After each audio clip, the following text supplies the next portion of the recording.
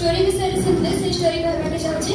A story गोटे सिंधुक विषय अटे। परमेश्वर को नियम सिंधुक जहाँ द्वितीय सामुएल 6 1 ରୁ 16 पर्यंत लिखा जायछि। आमे यहाँ देखिबा को पाइबु एहा गोटे सिंधुक स्वरूप दर्शा जायछि जे सिंधुक के परमेश्वर को उपस्थित थाए। से सिंधुक भितरे 10 आज्ञा हरा बाड़ी एवं मानर गोटे पद अछि। ए सिंधुक रे परमेश्वर को महान उपस्थिति अछि। जे उपस्थिति को राजा दाऊद निज दाऊद नगरी को नै जिबा पई इच्छा करुथिले। जेते बेले से सिंधुक को नै जिबा पई जिहुदार बालिशुदार निकट को उपस्थित हेले एवं से स्थान रो नै जिबा समय रे गोटे दुर्घटना घटिथिला जहा कि नखंडांक स्थान रे जेते बेले से माने उपस्थित हेले सही समय रे ताहा सस्यवर्धन स्थान थिला जे स्थान रे विभिन्न प्रकार पशु माने चरुथिले एवं सेमानक मध्यले अन्यतम होछथि बळद माने। जेते बेले बळद माने अमानत हेले सेते बेले उस नामक जन व्यक्ति से पवित्र सिंधुक को छुई देथिले। एही पवित्र सिंधुक को केवल महायाजक माने छुई पारंती कारण यह परमेश्वर को उपस्थिति अटे। जेते बेले उस नामक व्यक्ति एही सिंधुक को छुईला सेते बेले परमेश्वर प्रथरे प्रज्वलित होई ताहाको आघात कले एवं से सही स्थान रे पड़ी मरिला। जेते बेले दाऊद यह देखिले जे परमेश्वर को एही घटना द्वारा दाऊद विभिन्न बहुत डरी जायथिले एवं से भाबिले कि आ किपरि सिंधुक को नगर को नहीं कर जीवी। से किछि दिन पई से पथ पार्श्वस्थ गिद्य नामक स्थान रे अबेद-एदोमर गृह रे ए सिंधुक को रखिले। ए सिंधुक अबेद-एदोमर गृह रे 3 मास पर्यंत थिला।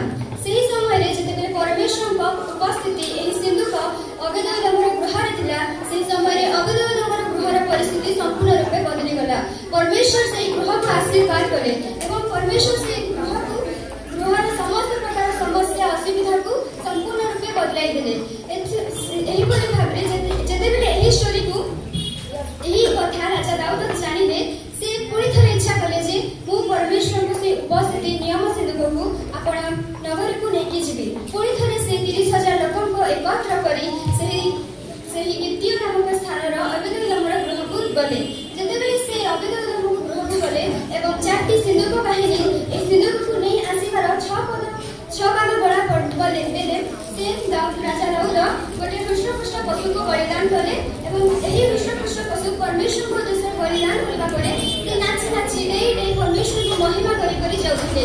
एथिरो से पूछे जते बेले आमे अमन को लाइफ रे परमेश्वर को उपस्थिति को चाहू छु ताहाले अमन को परमेश्वर को महिमा करिवार अछि एवं राजा दाऊद जते बेले परमेश्वर को महिमा करथिले सेते बेले तांकर स्त्री मिखल एहा देखिले जे ई गोटे राजा ही कर सेमति काहे कि नाचुछि एते अगर काजे होछि बोले ताको तुच्छ मने करे। किंतु जदि हमन को लाइफ में परमेश्वर को उपस्थिति को चाहू ताहाले हमन को परमेश्वर को महिमा अपन संपूर्ण हृदय मन प्राण आत्मा सहित करिवार अछि।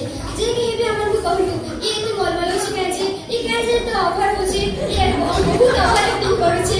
जदि हम परमेश्वर को उपस्थिति अछि ताहाले हम ना जानिबा जे हम परमेश्वर को परमेश्वर को उपस्थिति निज को पूरा संपूर्ण रूपे घरे माने संपूर्ण रूपे खोजी जाई था कारण से जानि नथिले से आपण को पूरा संपूर्ण रूपे परमेश्वर को उपस्थिति देथिले एवं हमको अपन जीवन रे परमेश्वर को उपस्थिति निमंते ताकर महान नाम रे धन्यवाद करिबार छी एवं ताकर महिमा को करिबार छी।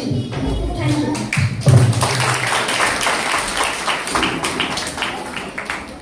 Praise the Lord. मना अछि संध्या गडिया मु आज डे 3 रो मुखस्थ पद कहिबी। गीता संहिता 5 रो 1 सदा प्रभुकर प्रशंसा कर ताहाको नाम रे प्रार्थना कर गोष्ठी वर्ग मध्य रे ताहाकर क्रिया सकल जणाओ। कोलोसिया 3 रो 23 तुमे माने जहा किछि कर प्रभु को निमंते कला परि अंतर सहित ताहा कर